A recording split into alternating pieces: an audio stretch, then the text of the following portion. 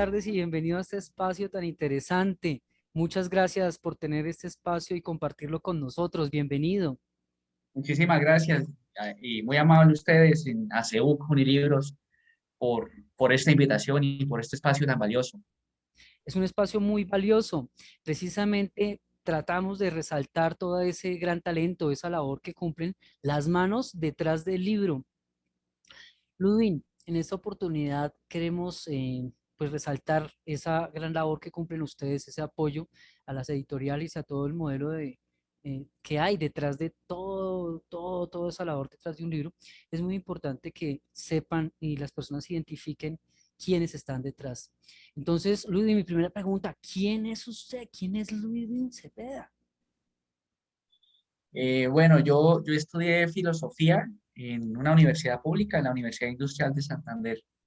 Inicialmente me quería dedicar a ser investigador, a hacer filosofía, a escribir libros de filosofía, a entrar en los debates de los filósofos, pero digamos que las circunstancias me fueron llevando por el camino de los libros. Eh, Incluso cuando estaba en la carrera y antes de que yo me graduara, yo le había colaborado a varios compañeros con sus trabajos de grado, no a escribirlos, mucho menos, sino a estructurar, a comentar, a debatir. Y ahí vi una vocación desde la carrera, ¿sí? Obviamente uno está estudiando filosofía, uno no le dice, venga, los filósofos pueden ser editores, ¿sí? Venga, en las editoriales los filósofos encajan muy bien, tienen un muy buen perfil. Eso en la carrera, pues, digamos que jamás se sospechó siquiera. Sin embargo, las cosas se fueron dando y para mí fue muy grato porque la industria editorial me abrió muchas puertas y ni siquiera hablo laboralmente, sino que digo, me abrió a una visión de mundo mucho más amplia que la que uno pueda tener desde una facultad de filosofía, eh, ceñido a un discurso que es muy académico, que es muy formal y que es muy especializado, como es la jerga Sí. de los filósofos, ¿sí? Que requiere como cierta iniciación, por decirlo así, para uno poder entrar en esos debates. Entonces, el camino por las editoriales me acercó a muchos otros libros que eran diferentes y que desde la escuela uno, desde esa academia, desde esa rejilla mental, uno veía como que libros superficiales, libros que no eran importantes. Mis colegas siempre se burlaban diciendo que ellos no leían libros de supermercado. Pues los libros de supermercado son los libros Sí, sí. que a mí más me encantan. Sí. Y siempre he dicho, yo quiero hacer libros de supermercados, yo quiero escribir un libro de supermercado. Sí, me gustan mucho esos libros. Bueno, en todo caso, empecé a trabajar con las editoriales, empecé con el Libro Total en Bucaramanga, que es una plataforma digital de libros bastante compleja, que tiene bastante trabajo detrás, un equipo realmente de ingeniería y de editores. Estuve ya 3 años arrancando esa plataforma. Entonces uno entra, por ejemplo, a una obra como El Quijote, la Divina Comedia, y uno ve la primera edición, la Princess, luego la castellanización como tal a la versión actual, la traducción al francés de 1812 de Luis Viardot, la traducción al portugués, y ahí se entera uno de un montón de cosas, ¿no? Comparando esas traducciones y buscando ilustraciones para esos libros, mirando en la historia de la música qué música se compuso para El Quijote, ¿sí? Y todo un universo de arte, y de literatura y de obras que se relaciona con el Quijote. Y eso hacíamos en el Libro Total con otros proyectos. Luego me vine a Bogotá y empecé a trabajar con una editorial de textos escolares, algo completamente diferente. Y yo llegué a esa editorial y yo ni siquiera sabía qué era una guarda, ¿sí? ¿Qué era una guarda? Y pues la guarda es que tiene uno los libros y la guarda, pues para los que no lo saben, ¿sí? Es esto que está acá, Ajá. ¿sí? Como una falsa página, por decirlo Sí, así. sí, sí, sí, Algunos sí. libros la tienen, otros no la Otros tienen. ya no. Y yo llegué a Ajá. esta editorial, yo ni siquiera sabía que era una guarda. Claro, en el Libro Total solamente hacíamos cosas digitales. Pero quiero decir, llegué a este escenario con muchos vacíos, sin haber pasado por una escuela de comunicación propiamente dicha, sin haber pasado por una escuela de periodismo. Y no digo con esto que los periodistas sean eh, orientados a la producción editorial, sino que tradicionalmente o por lo general, eh, los comunicadores sociales y los periodistas pues visionan el campo editorial y lo tienen muy claramente como una de sus posibilidades. Entonces en la carrera eh, tienen alguna fundamentación al respecto. Y no, yo llegué allá sin saber nada, sin saber que era una impresión a cuatro tintas, que era full color, nada, que era un pliego, ¿sí? Y sin embargo hice un esfuerzo muy grande y aprendí lo básico que tiene que saber un editor, lo básico que se debe saber de corrección. Y entré en contacto con algo que me parece muy valioso y, y por lo que muchas veces los correctores no pasan, ¿sí? Y es la edición de textos escolares. La Textos edición de textos escolares. escolares tiene unos componentes muy exigentes porque es escribir con la mayor sencillez posible, con la mayor didáctica de la escritura y son para los más niños, para los más pequeños. Entonces, eso lo obliga a uno a tratar de pensar el otro realmente, de ponerse en el lugar del otro, discursiva y lingüísticamente hablando. Luego de esa experiencia, entré al mismo tiempo a trabajar con la Sergio Arboleda, con Planeta y con el Dani, pero era una cosa freelance, ¿sí? Entonces podía estar aquí, podía estar allá. Ya es un escenario diferente, ya son otros libros. Editoriales como Planeta, pues hay muchas cosas, por supuesto, hay muchos sellos, ¿no? Hay literatura, hay superación personal, hay marketing, motivación, hay libros de ciencia, hay libros de coyuntura política, ensayo, libros de autor, farándula, en fin. Y con la Silvia Arboleda fue el primer contacto con la edición académica. Fue una gran oportunidad que me dieron porque yo no tenía experiencia en edición académica. No he trabajado textos escolares, no era gran cosa tampoco. Y ahí fui haciendo cancha. Luego pude llegar a otras universidades, pues, particularmente haciendo corrección de estilo, ¿sí? Pero el corrector de estilo, digámoslo, que no, yo creo que no existe un corrector de estilo puro, en el sentido de que un corrector de estilo no solo hace estrictamente y en rigor corrección de estilo, sino que de pronto opina y dice, no, pues que en esa carátula arriba hay tres fuentes distintas y tres títulos y abajo no hay ninguno, ¿por qué no bajamos un título? Sí es, ¿Sí? así es. O la caja de texto, el texto está muy estirado o está reventado o hay muchos huecos en la mancha tipográfica, está el texto. Entonces uno termina también participando de muchas maneras en el proceso editorial y teniendo una visión global, ¿sí? Lo cual digamos, es muy interesante porque, pues, digamos que la corrección de estilo es una actividad transversal en el proceso editorial, que está desde que se recibe el manuscrito hasta que el PDF se va a imprenta. Y eso hace que el corrector de estilo entre en contacto muchas veces con el editor, con el autor, con el maquetador e incluso ocasionalmente puede un corrector de estilo entrar en contacto con el equipo de producción editorial, ¿sí? O con un ilustrador, por ejemplo. Sí, son casos muy particulares, por supuesto, pero libros particulares hay muchísimos. Yo creo que cada libro es muy particular y cada libro requiere un criterio que lo hace a uno tomar una decisión nueva.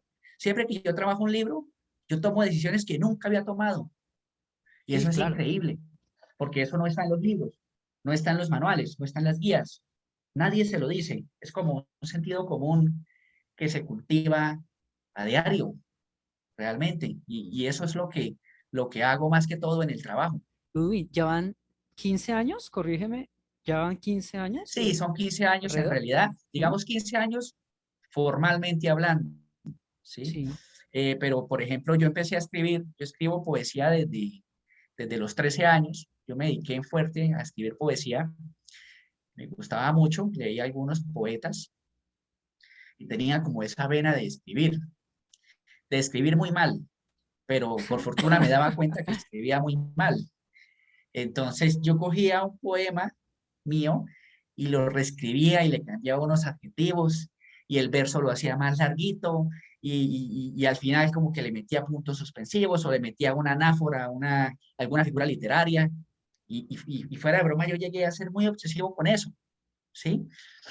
Tan obsesivo que recuerdo que de un poema del que llegué a tener 20 versiones 20 y, versiones. y, y, y oh sorpresa que como la número número 20 llegó a ser buena. Y yo por ahí conservo ese poema, ¿sí? Que Ok. escribí hace más de 20 años.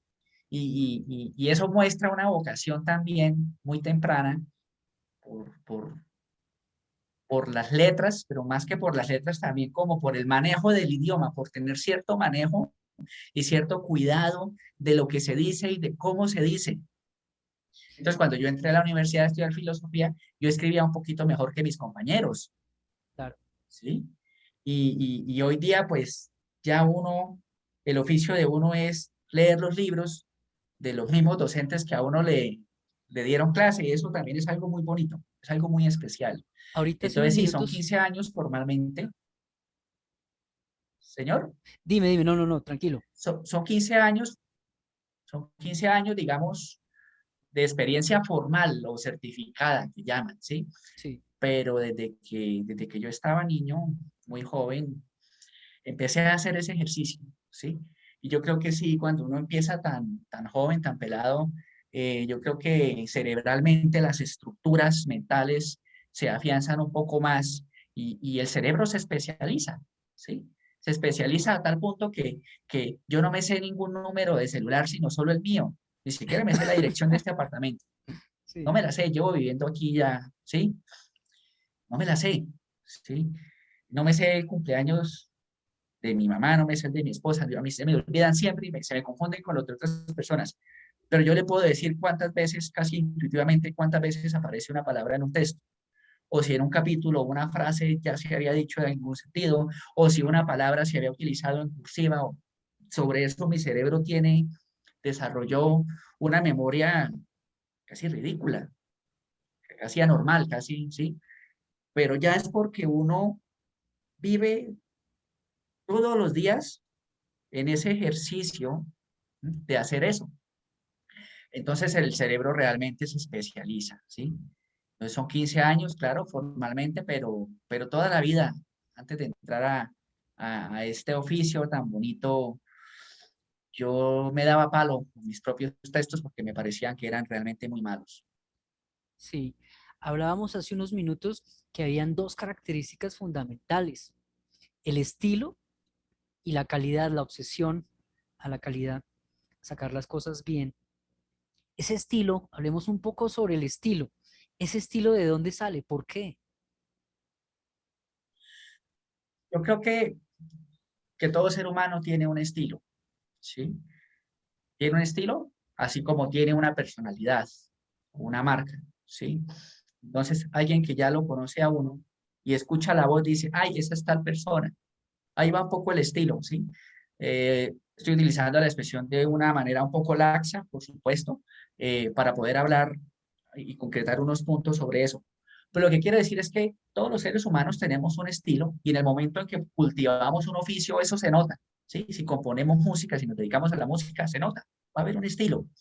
Así sea muy parecido a los de los demás, pero va a haber algo en algún momento que es diferente y ese es uno, ese es el estilo, ¿sí?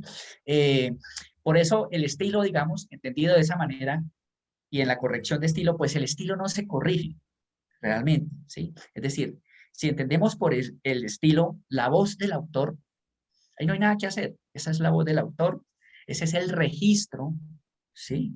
La elocución del autor y, y eso no está ni bien ni mal, es su voz, digamos, ¿sí?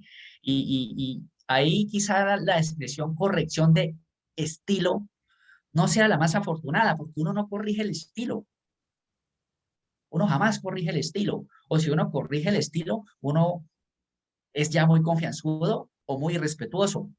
O sea, ¿cómo así que le corrigieron el estilo al autor? No, es que al autor le gusta utilizar ciertas metáforas oscuras y él encuentra unos símiles. ¿Y eso qué? ¿Eso cómo se corrige? No, ahí no se puede hacer nada. ¿Sí? Es como un espectro en el que el corrector allá no llega ni debe llegar. ¿Sí? Y si llega, de pronto lo sacan a patadas. Entonces el corrector de estilo lo que corrige es los errores del texto. Pero claro, en el texto no todos son errores y sin embargo se corrigen, se habla de que se hace una corrección. Entonces yo tengo una oración demasiado larga, ¿sí? Tengo un autor que hace oraciones de 30 y 40 palabras en un estilo determinado de construcción textual. Las oraciones de 40 palabras pueden ser fácilmente asimilables para un lector, para el público al que va dirigido ese libro. Pero obviamente, si estamos hablando de textos escolares, pues hagamos oraciones de 7 y 15 palabras. Sí, hagamos oraciones muy cortas. Entonces, digamos que ahí podemos hablar un poco de estilo, en ese sentido, ¿sí? Una oración larga y una oración corta jamás será un error, pero quizás si una oración es muy larga y la podemos estructurar esa idea en dos oraciones independientes, logramos una escritura más didáctica, logramos escribir mejor, comunicar mejor, y el mensaje, hay una mayor eficacia comunicativa, hay un mayor impacto. Y ahí es donde el corrector también tiene muchas cosas por hacer, que aun cuando no son errores, representan una mejora sustancial e indiscutible sobre la obra, ¿sí? Entonces, en ese sentido sí podemos hablar de que el corrector de estilo corrige estilo. Y también teniendo en cuenta que el estilo es algo absolutamente propio, es la marca personal, ¿sí? Es como la voz de un cantante. Tendrá imitadores, claro, puede tener muchos imitadores, pero esos imitadores eh, se van a llamar así, imitadores, porque no es su estilo, es un estilo prestado. ¿Mm? ¿Cómo es el día a día de un corrector de estilo? El día a día de un corrector de estilo no es una gran aventura, ¿no? Pues no, pero bueno, hay libros que sí son muy interesantes. Quizá no son todos, porque digamos que hay muchos tipos de correctores de estilo. A mí me gusta trabajar literatura. Si me llega un libro de neurología, me pongo más feliz. Si me llega un libro de política también, me alegra porque eso me da una visión política, por ejemplo, ¿sí? O me refresca un poco la historia de Colombia o una mirada, una perspectiva de la historia de Colombia, ¿sí? Entonces, digamos que todos los libros que me puedan llegar me nutren, pero si llega un libro sobre la anulabilidad de las cláusulas abusivas en los contratos de telecomunicaciones en Claro y Tigo durante la década tal, pues, pues ese día a día es muy diferente al del día a día de quien está trabajando una obra que le hace sentir que no está trabajando, sino que ¿Cuál ha uno dice, sido uy, y cuál ha sido ese libro que le ha causado hasta rubor? ¿rubor en qué sentido? Pues que son de esos libros complejos que uno no sabe dónde está metido. Hace 2 años sacamos con la Universidad del Rosario un libro de 5.000 páginas Wow. sobre el régimen administrativo y jurídico de las aerolíneas comerciales. Un libro que tenía capítulos que iban desde cómo son los protocolos de señalización en los aviones hasta cómo se maneja el derecho internacional en el espacio aéreo, valga la aparente redundancia. 5.000 páginas, leyendo protocolos y protocolos, claro, muy interesante, ¿sí? Muy interesante, pero ya cuando son 5.000 páginas, quizá uno, en la página 1.000 uno dice, sí, esto es interesante, pero en la 2.000 no, y en la 3.000 menos, y al final cotejar un libro de 5.000 páginas, ¿Cuánto tiempo? ¿Cuánto cotejar tiempo una se tabla, demora? Sí, ¿cuánto tiempo 4 o se demora? 5 meses, cotejar una tabla de contenido de un libro de 5.000 páginas, ¿sí? Cotejar los índices de tablas y figuras y las referencias cruzadas internas de un libro de esa magnitud, pues es algo muy agotador, ¿sí? Y se vuelve algo muy mecánico.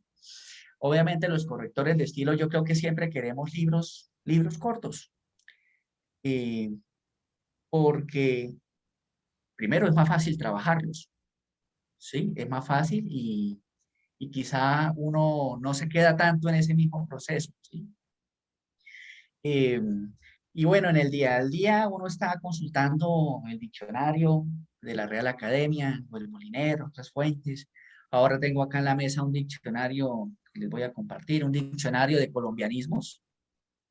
Eh, Ujú. eh, publicado por el Ministerio de Cultura, creo que esto es también del Instituto Caro y Cuervo, ¿sí? Y lo Recuerdo. tengo acá en la mesa porque estoy sacando una novela de un autor y tiene muchos colombianismos, ¿sí? Y algunos yo quiero ir a mirar cómo están escritos porque me ha hecho hasta dudar, ¿sí? Usa muchos colombianismos. Hay otros, hay a veces tengo acá en la mesa la ortografía de la RAE, la tengo ahorita. Sí, sí, claro. Creo que los correctores de estilo deben tener ese libro siempre a la mano. Está un poco Trajinado, cascado, claro. porque sí, ha sido como un libro de 1000 batallas. Sí, sí, sí. La ortografía de la RAE, la edición del 2010, 2011 que hicieron, donde le quitaron la tilde a los demostrativos este, aquel, aquella, y al adverbio solo, entre otros cambios. ¿Sí? Entonces es un libro que tengo todo el tiempo a la mano. La norma es más amplia de lo que parece y hay detalles que como uno no se enfrenta a esos detalles a diario, uno los olvida. Entonces, la semana pasada de una editorial me dijeron, no, pero venga, esa partición, ¿usted por qué dejó esa partición de palabras si está mal? Y yo miré el libro y me hizo dudar y yo dije, sí, yo, ¿por qué dejé ir eso así? Y me volví y me entró como la duda A y me puse a consultarlo. mirar en la ortografía de la RAE. Creo que me fui a la página 404 donde hablan de las particiones de palabras. Un corrector también debe saber cómo se parte una palabra al final de la línea. No es Ujú. solo, o sea, no es solo la redacción, ¿no? La oración bonita, el título corto y que tenga impacto y que no se repita y que no tenga plagio, sino un montón de detalles como que, El venga, yo puedo detalle. partir la palabra, ahora no se me ocurre ninguna, ¿sí? Entonces, en la página 404 y en esas paginitas, la ortografía de la Real Academia Española, o mejor, Academia de la Lengua Española, para no utilizar ese nombre colonialista, tiene un pequeño apartado donde habla de cómo partir palabras, que es algo que uno lidia constantemente cuando está cotejando las artes finales, los libros que están maquetados, ¿sí? Porque una cosa es lo que uno entrega en Word, luego aparece el PDF y aparecen unas particiones, Ujú. ¿sí? Y una palabra partida a final de página impar, entonces una palabra queda partida en dos páginas en las que uno además tiene que pasar la hoja, ¿sí? Entonces, es curioso, no sé si se alcance a ver un poco el título. A ver, sí, pautas para la edición de palabras al final de la línea. Ajá.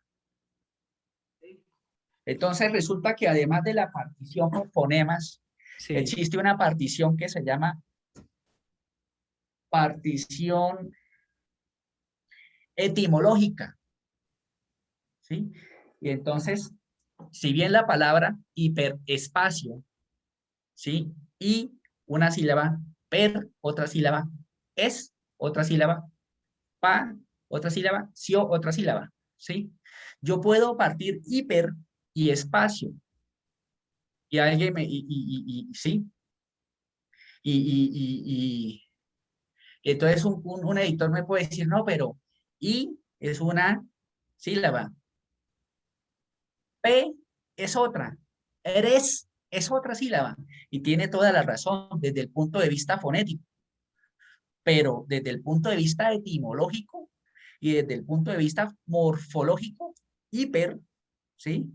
Es un prefijo altamente productivo. ¿Qué quiere decir que es altamente productivo? Que es un prefijo con el que se forman muchas palabras.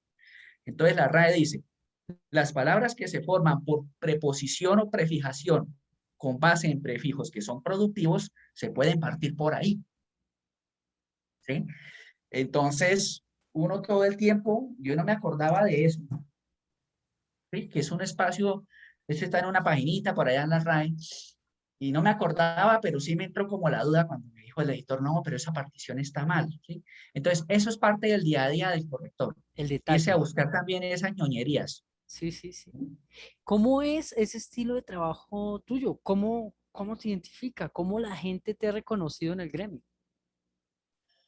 Digamos que eh, la mayoría de mis amigos, digamos que no forman parte del gremio editorial, que yo estudié filosofía y viví casi siempre en Bucaramanga, ya no hay editoriales prácticamente, no hay escuelas de periodismo, bueno, sí, una en la UNAD, pero no tiene énfasis editorial.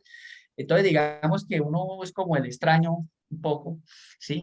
Y entonces la gente no sabe cómo se hace un libro, qué hace un corrector de estilo, qué hace un filósofo en una editorial, ¿sí? Si es que va a hablar allá de Kant o de qué cosas va a hacer allá, ¿sí? Sí, Entonces, hay mucho desconocimiento sobre eso, ¿sí? Como decía en otra ocasión, no es que la gente piense que los libros se hagan solos, pero inconscientemente las personas dan por sentado que el libro es un objeto que está ahí, ya está hecho, ¿sí? Ya está hecho. Entre otras cosas, si tuviésemos un poco más de conciencia de lo que implica el proceso editorial, a la gente se lo pensaría dos veces antes de ir a piratear un libro. ¿Sí? Porque dice, no, pues si yo compro el libro pirata, yo le estoy dando en la cabeza al corrector, al librero, al impresor, al diagramador, al editor, al que saca el ISBN, al librero, al que hace la promoción, al de marketing, toda una cadena, todo un sí, eslabón, ¿sí?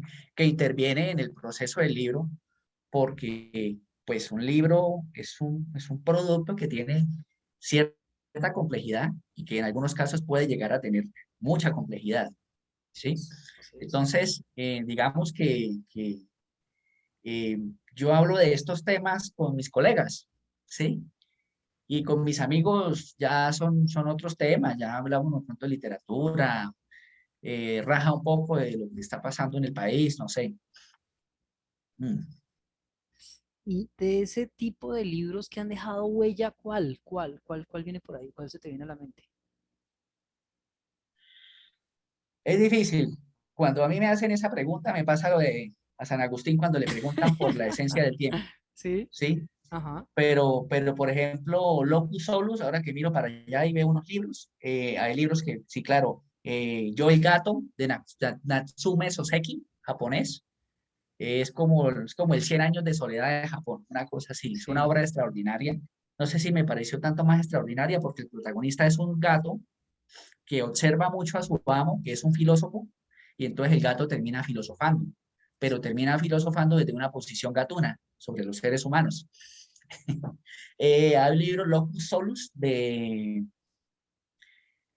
ahora se me olvida el nombre, Locus Solus, que es una obra realmente atípica porque ese escritor tiene una forma de composición donde él toma una palabra, luego toma otra palabra que suene parecido y le busca un significado contrario y a partir de ahí empieza a generar asociaciones de ideas y con base en eso va construyendo las historias. Ahora se me olvidó el nombre. Una novela que me gustó muchísimo en su momento, esto Me llamo Rojo, de Orhan Pamuk. Esa sí no la trabajé yo. De todas maneras, esos libros, muchos de esos libros eh, se, se, se, se traducen, si bien se traducen en España, se corrigen en Colombia. ¿Cómo Mm, sucede particularmente, por ejemplo, con muchos títulos del sello Crítica y el sello Paidós?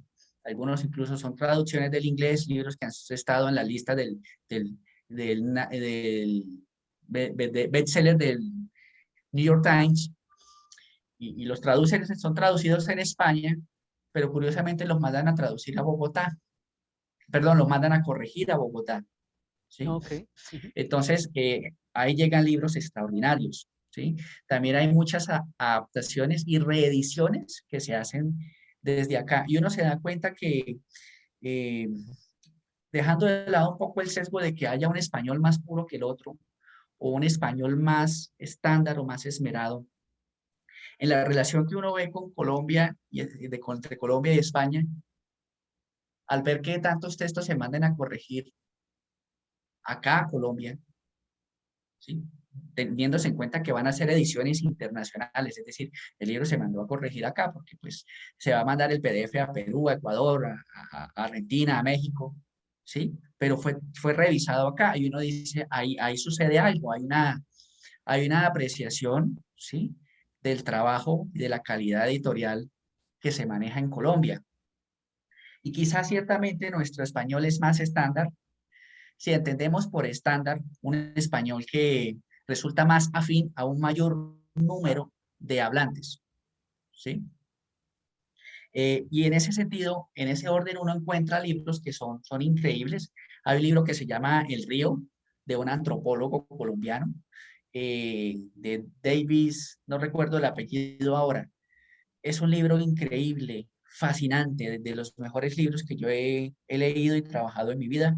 Y es un libro supremamente enriquecedor donde habla sobre las propiedades de las plantas, ritos de iniciación de los indígenas con ciertas plantas, rutas de nativos, incluso habla un poco de la industria del caucho en Brasil a comienzos de 1910, 1920, cómo ciertos alucinógenos se relacionaron con la industria farmacéutica, un montón de temas que se rastrean ahí y que son realmente impresionantes. A nivel de novela, hace como 2 años, corregí Aquelarre de Mario Mendoza, que es una de las novelas más oscuras que yo he leído en mi vida. Yo no soy un devoto de la obra de Mario Mendoza, eh, porque también me parece que tiene algunas cosas que valen la pena no ser cuestionadas, ni mucho menos, porque ese es su estilo, ese es su objetivo, esa es su propuesta literaria, y eso es absolutamente respetable. Pero digamos que si bien me dejo fascinar tanto por una obra como esa, también tengo una lectura crítica de ese trabajo, ¿sí? Creo que Aquelarre no ha generado tanto ruido como yo lo sospeché cuando leí ese libro. Cuando yo leí esa novela, yo dije, ¿y qué va a hacer Mario después de esto? Sí, O sea, ¿cómo puede hacer un libro donde toque más fondo de lo que tocan los personajes, los protagonistas de ese libro? No, yo dije, no hay manera. Y llegó la presentación de la Feria del Libro y todo, y Mario dijo, bueno, me voy a retirar de la literatura, no voy a hacer novela por un buen tiempo. Y yo dije, ah, claro, con razón, ¿sí? Eso responde un poco. Y es que uno lee esa novela y es como el culmen de todo. Personajes que él ya había trabajado en otras obras, características y todo, las lleva al límite, realmente las lleva totalmente al límite. Y uno de verdad lee esa novela y uno dice, ya no leo más a Mario porque después de este libro, él no lo va a superar, ¿sí? Y sin embargo, el libro no ha causado tanto ruido, tanto eco en el medio. Yo no sé si es justamente porque es un libro de una obra oscura, pesada, eh, es un libro tenebroso, la verdad, pero a la vez es una de las obras que más me ha fascinado, que he tenido la oportunidad de trabajar y que me acuerdo en este momento. Ludwin, ha sido fascinante este espacio. En nombre de Acebo Unilibros, queremos agradecerle todo ese trabajo. Muchas gracias. Muchas gracias, José Luis, por la amable invitación. Me alegra poder compartir sobre estas cosas. Me divierte mucho también hacerlo. Ojalá en otra oportunidad podamos también conversar sobre otros temas afines y en lo que yo pueda colaborarles con todo el gusto. Muchas gracias también a CEU Unilibros Claro por que este sí. espacio. Muchas gracias. Hasta pronto. Y esté muy bien. Gracias. Muchas gracias, señor.